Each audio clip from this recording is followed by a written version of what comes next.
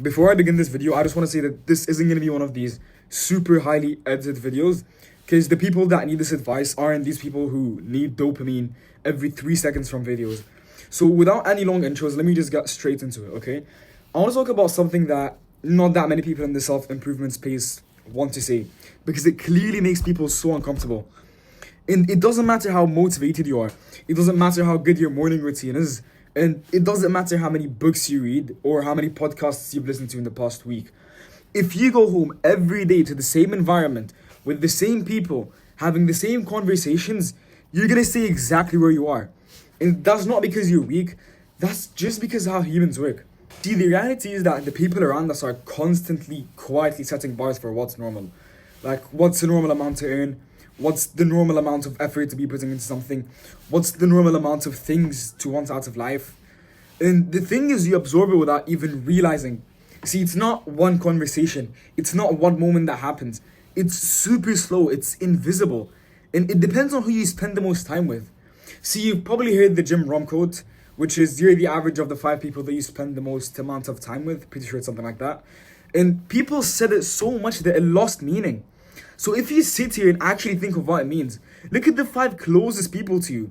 What do they earn? What do they talk about? What do they do on their weekends? What do they believe is possible for someone like them? See, that's your ceiling, unless you do something about it. And I'm not saying to cut everyone off. I'm not saying become antisocial. I'm not saying that your friends are bad people. The people that are holding you back are people that genuinely love you. They're not doing it on purpose.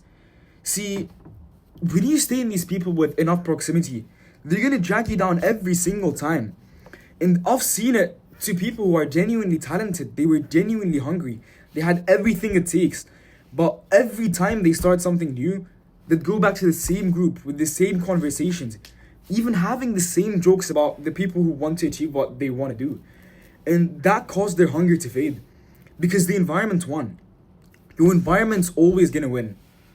And it's not, you don't have to make it something so dramatic that you just need to block everyone from your life. You don't have to move cities or just delete your contacts. You have to deliberately start adding people into your life, operating at the level you want to reach.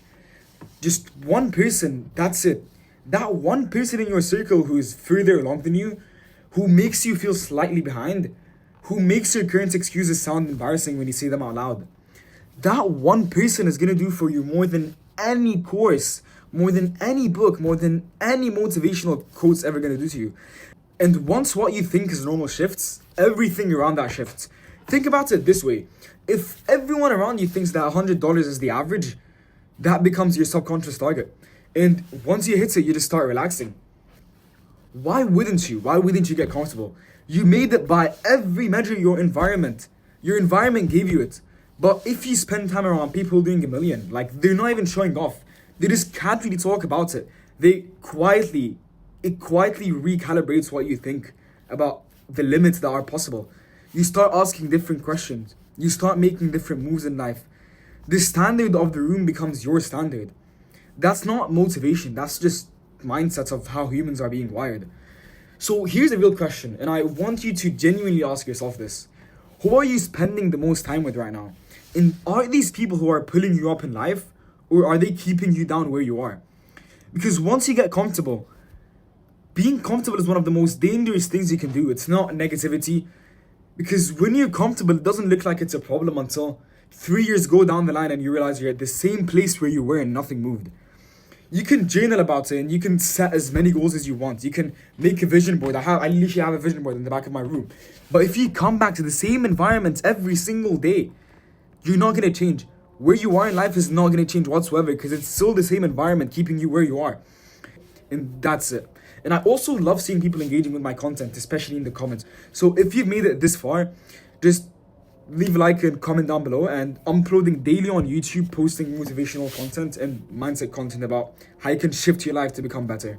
So if that's something that you like, make sure you drop a follow. And for now, that's it for the video. And enjoy, guys.